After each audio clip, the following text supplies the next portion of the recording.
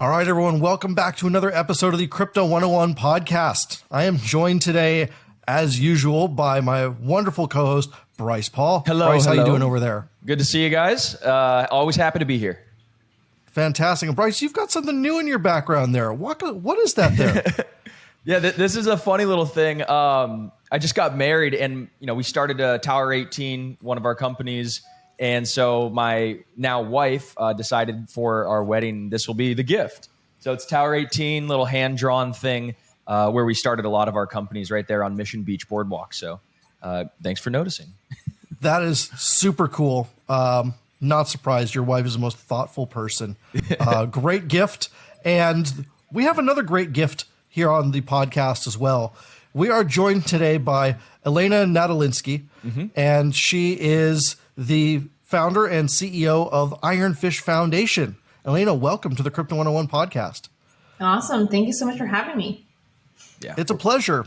And Ironfish has been something that has actually been on our radar for quite a while, much longer than most, I would say. And that may be because I personally am a big miner.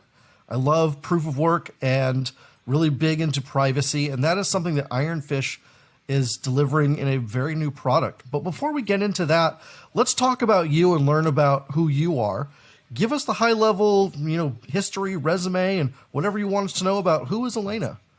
Sure. So I graduated with a computer science degree. I went to Microsoft as my first job out of college, and I actually joined a team within Microsoft that was like an incubator team. Because I knew that I wanted to start my own company one day, and I thought that was the best move. I learned the hard way that you can't quite have a startup experience in a company as large as Microsoft. And so about a year and a half later, I went to Silicon Valley to Tilt, which was a startup here in San Francisco doing payments. Unfortunately, I saw kind of the life of a startup, flash before my eyes, and Tilt was acquired by Airbnb. And I was at Airbnb for roughly a year and a half until I decided to quit my job and dive into crypto full time. So that's the short of my resume. San Francisco is a pretty special place, even after COVID. So if you're interested in crypto AI or like whatever the niche technology is, it's definitely the place to be. And so my personal journey was that I was able to go to a dinner in Palo Alto, which is pretty close to San Francisco, where I first kind of discovered or rediscovered what crypto was in 2017 after going to a dinner at Particle Labs' house. And Particle Labs is the company behind projects like Filecoin or IPFS. And I got to meet Juan Benet and a bunch of other people in the Ethereum Filecoin ecosystem pretty early on. And I just got really sucked into crypto. So that was kind of the start of my crypto journey. That's awesome. And, there's a lot of different avenues that you could have gone down, right? I mean, crypto is so broad. There's so many things to build.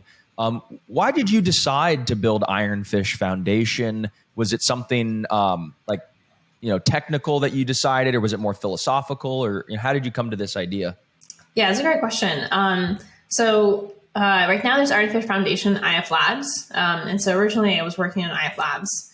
So the way I kind of realized what I wanted to do in the space is I started going to hackathons. That was actually my first real entry point into crypto. So for your listeners out there who are interested in crypto, I highly, highly recommend going to hackathons. And there are so many great ones because that is how you really get to know the technology, the teams, and whether or not you want to build this and be in it. And so for me, I went to the very first ETH Global Hackathon in 2017, which was ETH Waterloo. And so, coincidentally, ETH Waterloo is happening just next week. Oh, wow. in Toronto or in University of Waterloo. So that's pretty special. So during that hackathon, the CryptoKitties team, if you remember that team, that was their first debut. Yeah. Everyone who was early in Ethereum, they were all there. So the MakerDAO team were there, LivePeer, Vitalik and his dad were there, like the MetaMask team were there. Everyone that was crypto back in the day, they were all there. And I remember working on my hackathon project, and Dan Finlay, who wrote MetaMask, was helping me debug MetaMask at 3:30 a.m. Nice. And I was like, wow, this is incredible. This is such an open community. And I don't know exactly what this is in terms of is it going to be something that, spans over time, but definitely want to be part of it. And so the way I thought about it is, I quit my job in like mid 2018. It took me like probably 6 months to figure out exactly what I wanted to do here. And so I kind of worked backwards, like what is crypto missing today such that it can be the payments platform of tomorrow. And at the time, almost everyone was working on like stability and scalability. So how do you make stable coins? How do you make blockchains more scalable? Which, ironically, we're still working on today as well to some extent. And very few teams were working on privacy. And to me, that was such a huge and obvious gap. Like if we're going to be building this borderless, cross-chain, unbiased payment system, how can we do that when all transactions are so transparent? How are we going to convince businesses or individuals to take this seriously in terms of a payments platform if everything they do is out in the open? Firstly, this is kind of a non-starter for businesses. And then for individuals, it's kind of a dark mirror episode if you imagine that all of your transactions are kind of out in the open.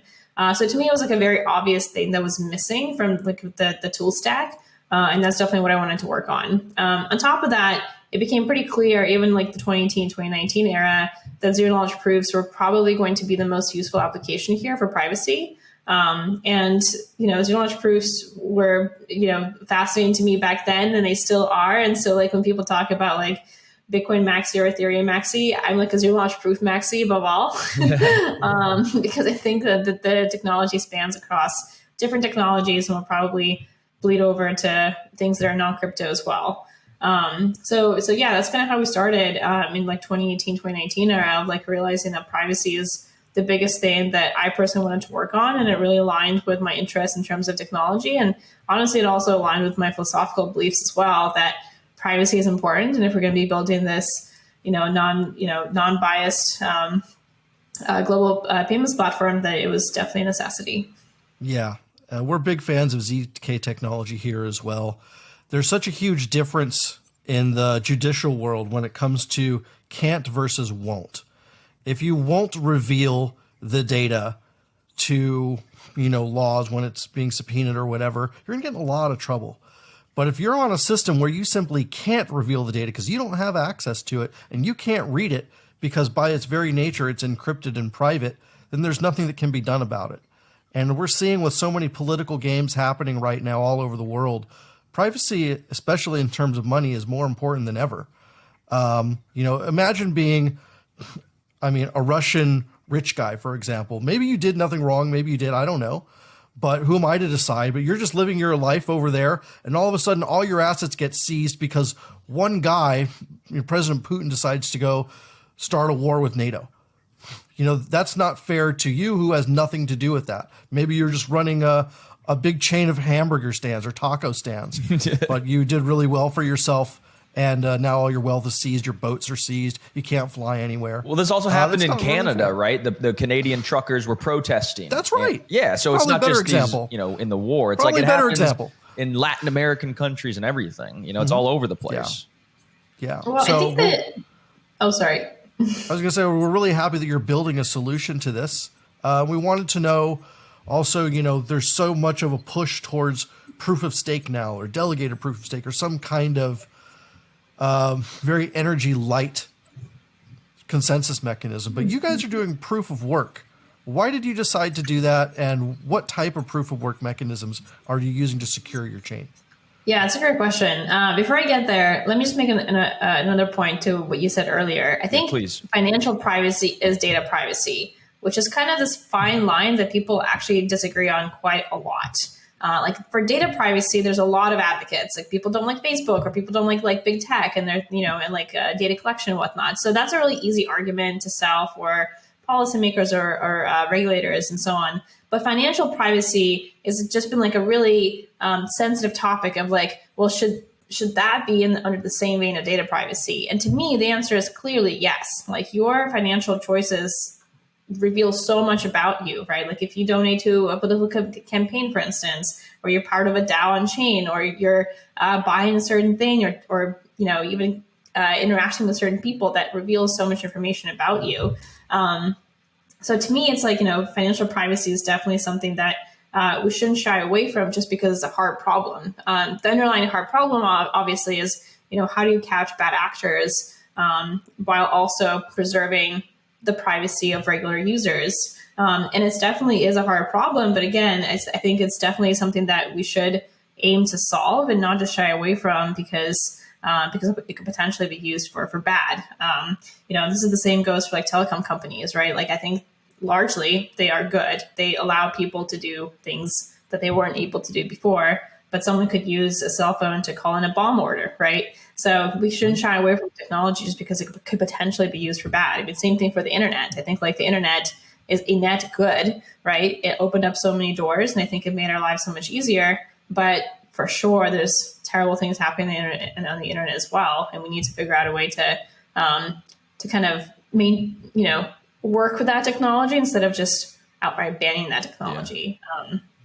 So that's my spiel about data privacy equals financial privacy. Then your other question was about like why proof of work, which is extremely controversial, right? Like all new layer one chains are all proof of stake. And there we are like charging the way of proof of work. And so for sure, a lot of people had that question of like, why are you doing that? And so we thought about it quite a lot. And there's like different reasons for why we chose proof of work. One is decentralization. So, I think decentralization is very important. I think in 2021, we had this like question of like, well, isn't that important? Like maybe scalability is more important than decentralization, right? And I think, the ability for anyone to join a network very easily to me is very important.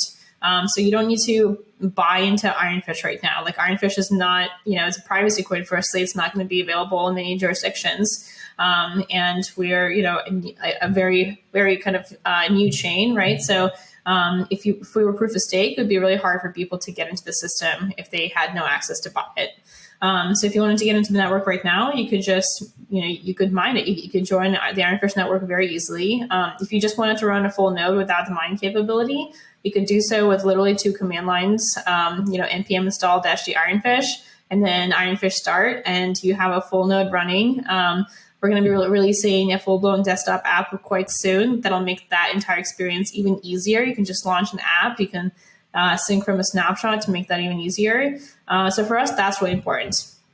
On the mining side, again, like distribution of Ironfish is, to me, very important, just to get in the hands of people who, again, may not necessarily even want to buy it or don't have the ability to buy it. So you can join the Ironfish network right now with just a GPU. In fact, a lot of our mining activity is happening from like home GPU miners of like regular people who do this on the side, which to me is really special because again, it actually increases decentralization in my mind. So I think like that's one reason of like, I think proof of work systems are still more decentralized, at least by some criteria. There's actually a lot of criteria by which you can kind of grade a project, but I think in general, I would stand by that. The other kind of argument is like, what does proof of stake actually give you? Because especially like in the 2019, 2020 era, people thought that proof of stake automatically equals higher transaction speeds or higher block speeds. And that's not necessarily true either. Like we kind of saw a pretty clear example, like Ethereum post-merge had the same average block time than Ethereum pre-merge.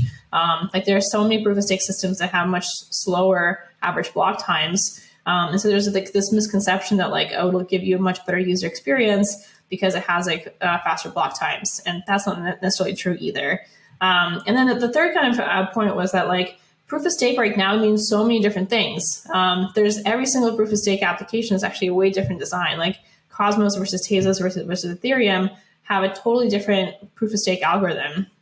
And so when we talk about proof of stake, I think like people kind of bundle that entire, family of algorithms into one, but it's not actually one, right? And so I would say like Cosmos, for instance, has like roughly 100 validators versus Ethereum has like thousands of validators, and there's different trade-offs. But those are all very, very new designs. And I think like for proof of work, like we know exactly how it works. It's been battle tested for like 10 plus years.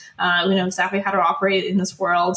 And so for proof of stake, it feels like a Pandora's box of like unanswered questions. And for us, we just really wanted to focus on privacy. Like we wanted to provide a privacy platform that really works, that has like good distribution, good decentralization, and then like work from that. So like we're kind of thinking about Ironfish as like very incremental steps. And so to us, like I think like proof of work is still by far the best choice for a new layer one project. And like if you look at some of the other layer one projects that have launched, they have maybe a few hundred validators versus for proof of work projects, it's really, really easy to get much greater distribution of full nodes and miners.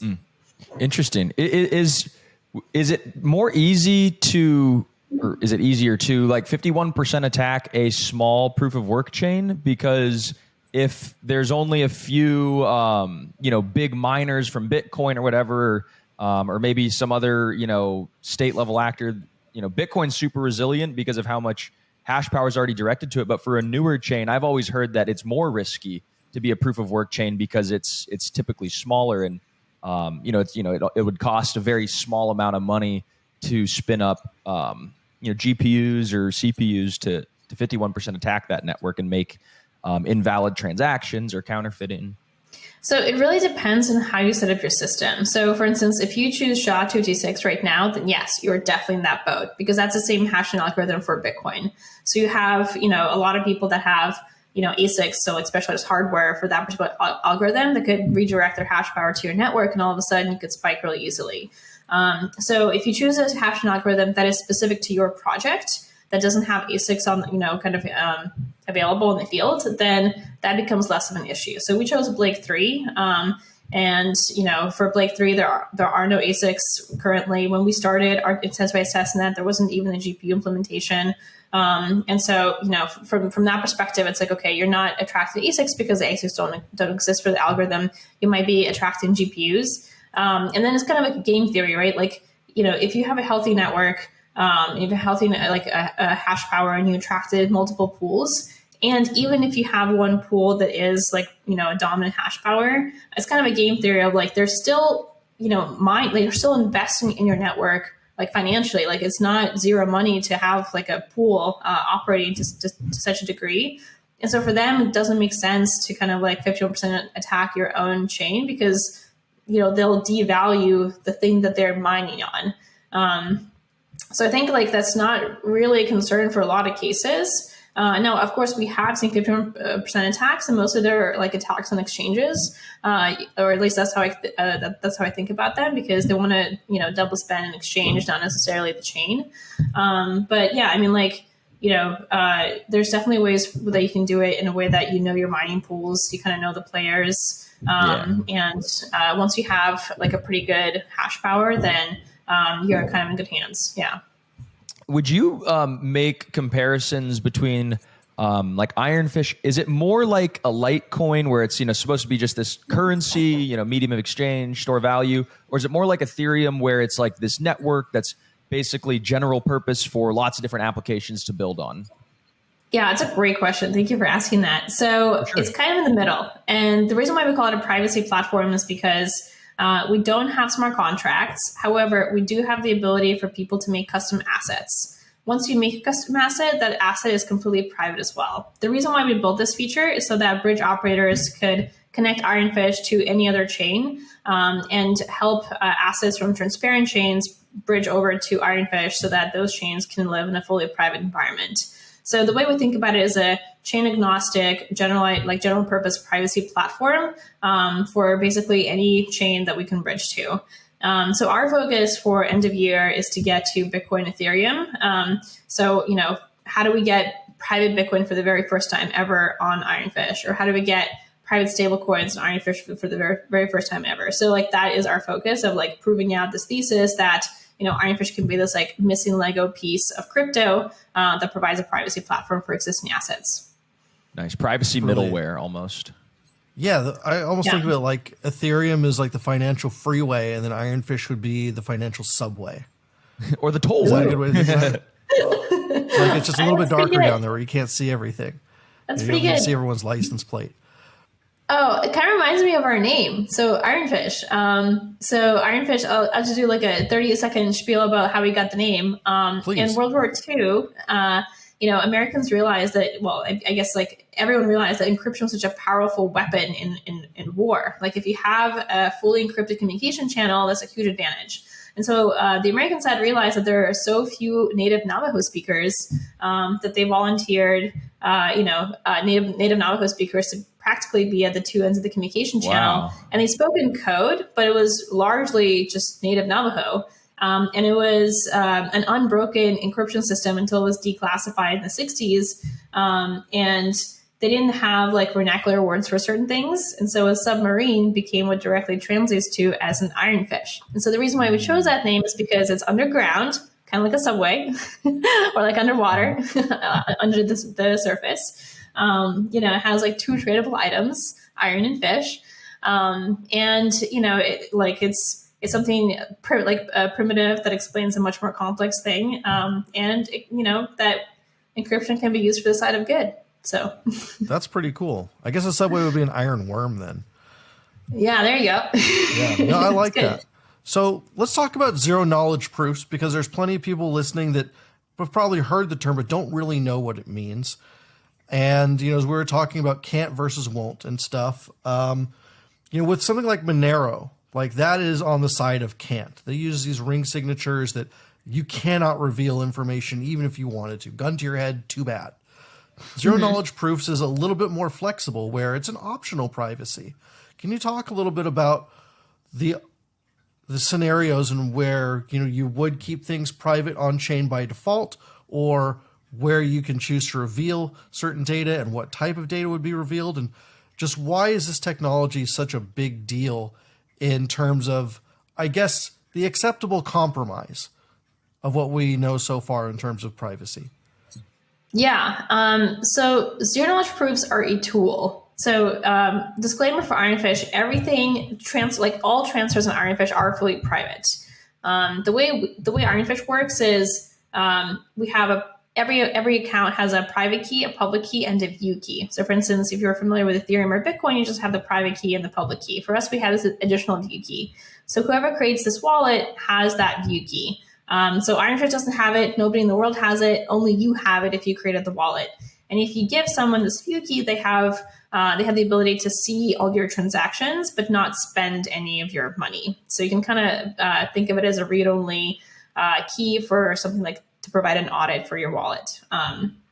But going back to zero knowledge proofs are just a tool. So like when we started in 2019, they're almost synonymous with privacy, because the only big projects that were working with zero knowledge proofs were privacy related projects. And now when we talk about zero knowledge proofs, they're almost synonymous with scalability, because most projects that are working with zero knowledge proofs right now are working on like ZK rollups or ZK VMs. And zero knowledge proofs, again, are just a tool for honest computation. So like, let's say I give you a program and I give you an output. I can prove to you that the output was a result of this program, even though I don't have to show you the input. So an example of that, like I could give you a grocery receipt and say like, you bought 10 items and here is the final sum for the 10 items, even though I don't have to show you exactly what amount each item cost. So you can kind of think of it as a compression mechanism to some degree, because you can say like, I've done this computation, so you don't have to redo the computation, and here's the output. And so, yes, that can be used for many different things. So for example, for Ironfish, the privacy aspect comes from encryption. So the transaction is fully encrypted. The problem with that is, if a transaction is fully encrypted, then how does a validator validate that the transaction is correct? Because remember, in Ethereum or Bitcoin, the transparency is a key requirement for validation. Like if I send you a Bitcoin, validators are only able to validate that transaction because they can see that my account has at least one Bitcoin for me to send to you. So now that everything's encrypted, how do we replace that validation mechanism? And we do that through zero knowledge proof. So we say that even though this transaction is encrypted, the way we constructed the transaction is still makes it a valid transaction. So that's where the zero knowledge proofs come from. So I'll pause here. Did that make sense? Yeah, I think it does. I mean, I love all the analogy that you gave about the grocery receipts and it being this compression mechanism that kind of doesn't reveal sensitive information. One of the other ones I heard, and maybe you have another one just to give more concrete examples of zero knowledge proofs and their applications. But one that I liked was like, imagine you go to a bar and there's a bouncer there and he's checking your ID. He really only cares that you're 21 years old, right? That's all he cares about, in America at least. And so, but by the very nature of giving him your ID card, he sees your name, your address, your weight, your height, like all this personal stuff that you don't need to reveal. It's just there. And so by, having, digital zero knowledge proof IDs, you could prove essentially that you're 21 or you meet this spec or maybe, you need to be born in the month of April or whatever to get this prize, you could then select, okay, just reveal that piece of information about me to the person that needs it, which is like those view keys, which I think is really cool. Are there any other cool examples that you've kind of come across, or people might even be building on the Ironfish network? So for Ironfish, we did just launch 2-ish months ago. So we are seeing a lot of people create custom assets. And the use cases that we kind of want people or the use cases we want to see are things like private DAOs, which you can do on Ironfish today. So a lot of times, for instance, people might want to be part of a DAO, but not have the world know about it. Because again, in my opinion, financial privacy equals data privacy. So that actually does reveal a lot about you. And then, things that we want to build in the future are things like private NFTs. A lot of times people buy NFTs for financial purposes only, like for investment purposes. And they don't necessarily want to have that be sitting in a transparent wallet that they use every day. And so that's another thing that we want to target. And this is on top of things like, yeah, exactly. And that's on top of things like, private stablecoins and private Bitcoin. Eventually we hope to get to something like a private swap experience as well. So if we bridge to multiple chains, you kind of have multiple assets be living in the same system. So we are thinking of ways of how to allow effectively a semi-private DAO, or a semi-private DEX. So like being able to swap assets. So those are kind of the use cases that we're aiming for. But yeah, in terms of zero knowledge proofs in general, there's just so many applications that people are thinking of already, not just in Ironfish, but kind of like across the ecosystem. The bouncer one, I actually dislike that because if you think about it logistically, you would still have effectively a trusted party, because the bouncer would have to like sign, kind of probably like trust an app or whatever to like provide this information. So kind of, to me, like defeats the purpose a little bit. But there's really great examples of things that are happening right now, like on-chain or semi-on-chain. So for instance, Dark Forest, if you're familiar with that game. So it's, in my opinion, was the first like fun game that figured out how to use zero knowledge proofs such that you can have hidden state on Ethereum. So, Ethereum is fully transparent. So if you think about like the games that you enjoy, a lot of those games have hidden state, like Battleship, for instance, like that's a hidden state game versus chess, but that's an open state game. And so they were able to figure out how to create this game where you can like claim planets effectively on chain without revealing the coordinates of that planet, which was super cool. Right now, there's a lot of things happening with like ZK identity or like proving membership of a set. So for instance, I can say like, I am part of a set of people who own like a Bored Ape or a CryptoPunk, but I don't have to reveal who I am. For instance, I can just claim that I have this thing, or that I'm, part of a set. There's also zero knowledge proof, like proof of reserve projects. So after FTX collapsed, for instance, there was an effort of projects that would enable an exchange to prove that they have the reserve, like they have the funds, without necessarily revealing like all their order books or all their user account data. So that's happening right now too. Obviously ZK VM stuff I think is super, super fascinating, super cool. So the ability to basically prove with the zero knowledge proof that certain transactions have happened without validators needing to rerun all those transactions. So I can go on and on, but yeah, I think like ZK in general, I think we're just now starting to see some of the more interesting applications happen. Yeah, I could see it being very helpful for auditors as well. Like instead of going through every transaction a company did all year long to make sure that they didn't, deal with anyone who's on the OFAC banned list, you could simply just run all the transactions, through a smart contract. And as long as there was no match to the OFAC list, it gives you a green thumbs up, saves the auditor weeks of time going through everything, and just, life moves a lot more smoothly. Yeah, for sure. And there have been projects in the past who have attempted this. I'm not sure like what their success was, but for instance, like different jurisdictions have a ton of rules for trading. Like you can only trade up to a certain amount or, whatever those rules are. And you could potentially have like an on-chain, exchange experience that also qualifies for all those requirements with zero knowledge proofs, because again, they're just used for honest computation. So you can say like all these things happened and we followed all these rules, and now you don't have to look at every single transaction. We can just give you a proof that says, all of our users behaved. Yeah, I believe Enzyme does that, the former Melon protocol. Oh, cool. Nice. Yep. They're amazing. So what do we want to see like next for Ironfish? Like, what are your like next steps to grow on the roadmap? Is it user acquisition? Is it more asset acquisition? Is it building bridges? What should we expect the rest of this year? Yeah. So yeah, we view mainnet as almost like step zero. Like we wanted to have this fully private, decentralized privacy platform, and that was basically what we launched on 4/20, April 20th. And so yes, now our goal is basically proving out this thesis that Ironfish is going to be the privacy platform for crypto. And yes, the way to do that we are focusing at least is how do we get more assets on Ironfish? How do we get people to actually use Ironfish as a privacy platform? So our goals for this year is to bridge to Bitcoin and Ethereum, and figure out use cases for people to actually bridge over those assets, whether it be like custody solutions. So for instance, for Bitcoin, can you just store Bitcoin privately? And then for Ethereum assets, obviously providing that privacy platform. So that's, in terms of our metrics of success, it may not necessarily be TVL, but it's definitely going to be like number of assets, transactions, and potentially TVL as well. Love it. And then kind of, one of the questions I've thought about is just like, Zcash or Monero, like these got delisted from, several different crypto exchanges and different jurisdictions. They got banned. Do you think about that when you're building your platform, how to work with quote unquote the powers that be, or does it not really cross your mind? Oh, regulation definitely crosses my mind. No, for sure. I think like we've actually spoken to a lot of regulators already, even though we are a fairly new project. And my takeaway is that everyone has good intentions. Like we've never spoken to a regulator who was like outright like, bad or evil. Like we all actually want to do the same thing, which is to protect the consumer and to protect the end user. And so I think right now we're going through like, a somewhat healthy tension of like figuring out what that line is.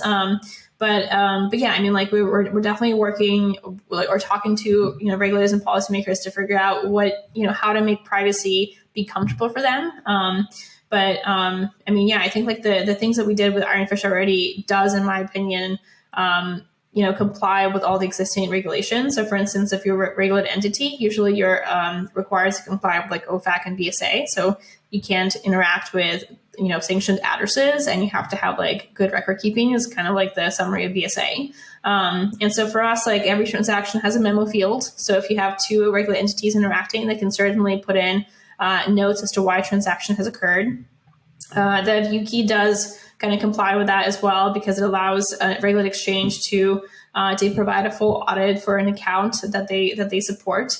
And so for us, I think like the biggest challenge here is education of like educating policymakers and regulators that not all privacy coins are the same. Different privacy coins work differently. And here is how we are approaching, privacy plus compliance. I think like the way we have built Ironfish with view keys is very, very analogous to how the existing banking system works today, right? So like if you are a suspicious individual, your bank would get a warrant or a subpoena to reveal your bank statement, and they would do so. But the view that they would provide is just your view of your transactions. And that is exactly how the view key for Ironfish works as well. So our whole stance is like, let's not reinvent the wheel. Let's just apply the same kind of techniques that we have already for like money laundering, catching bad criminals in the non-crypto financial world, and just apply that to crypto. But what I think is super, hopeful, I guess is the right word, or like an example of things going right. I think Zcash and Zuko in particular have like really paved the way for like privacy and regulation. Gemini was able to list fully shielded Zcash like withdrawals and deposits, which I think was, huge step, because as you know, like NYDFS is one of the most stringent financial systems. And they were able to do that through education, through educating policymakers of how Zcash actually works, how related entities can still stay compliant. And so I think like with effort and building relationships with these regulators instead of being anti-government, I think like goes a long way. I think the bottom line is like we actually all want the same thing of protecting the consumer. So kind of aligning those interests and like making sure they understand that we are working towards the same goal does go a long way. That's great. I'm really happy to hear that. It's been an amazing last half hour getting to pick your brain. And before we let you go, we just have a couple more questions for you. Who really inspires you in this space to do what you do? Can you give a shout out to some people?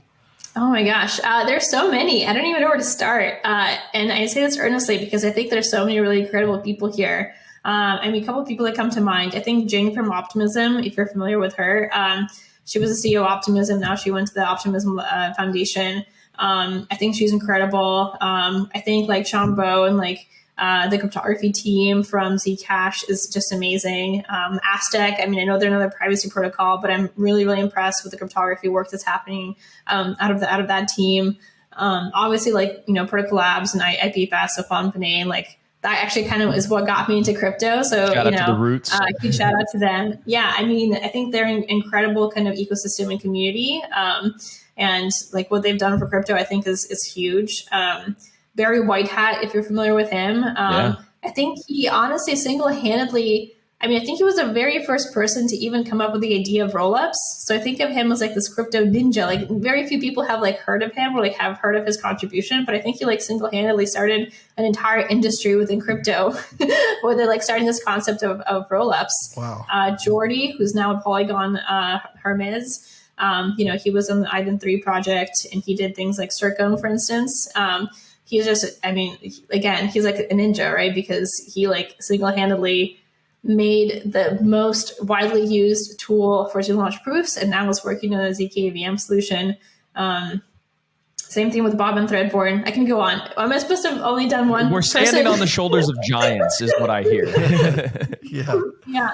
I love it. No, that's so amazing. There's a lot of love to go around and a lot of recognition, and I think that's really good to hear that some of the smartest people in the space are building on really technologies that are complementary to what you're building. And we're standing on the shoulders of giants. I think that sums that all up. But what would you say, just kind of as the last question? A lot of our listeners are brand new to crypto. They just kind of got in the industry, or maybe they're having their 1 year anniversary of holding crypto or whatever. What would you tell them as somebody who's experienced, kind of giving some knowledge or some wisdom to somebody who is a little newer in the industry?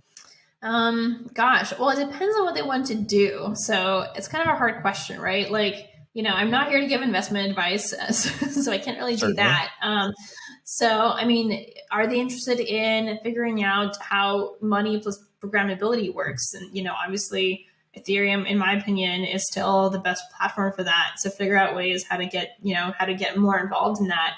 And I think now it's firstly way easier than ever. There's so many tools out there. And if like the cost is throwing people off in terms of transaction fees, we have like Arbitrum and Optimism, like other layers for people to kind of experiment in that are like less, or more cost effective. If you want to get into zero launch proofs, again, Circum, I just mentioned the project, but it's probably the easiest project for people to look into to start understanding how zero launch proofs work. Obviously, it's for a more technical audience, but highly recommend it. That one's called Circum? Yeah. Circum, CIRCOM, Circum. Yeah. Incredible. Gosh, yeah. It depends on what people want to do. Yeah. Yeah, everybody needs to find their own way. No, this was incredible. Where can people follow you, follow your story, follow Ironfish online? Where's your guys' main modes of communication? Yeah, so our Twitter is Ironfish Crypto. So we use Twitter for like bigger announcements, retweeting podcasts, etc. And then if you want to ask anything about Ironfish, if you want to talk to developers directly, if there's anything you are curious about, please go to our Discord. And the way to get there is discord.ironfish.network, and that'll redirect you to our Discord. So I think those two channels are probably our best Wonderful. ones. And then my personal my personal Twitter is Lean the Bean. So if you want to follow me, then. Well, Elena, thank you so much for joining us. I'll be giving you a follow on crypto Twitter as well, staying apprised of your journey. This was incredible. Thank you so much for joining us, and we hope you have a great rest of your week. Awesome. Thank you so much. Really appreciate it. Bye. Sounds good. All right, everybody who's at home listening, hope you guys enjoyed. Come back next week or later this week. We always got great guests coming on twice a week. So take care.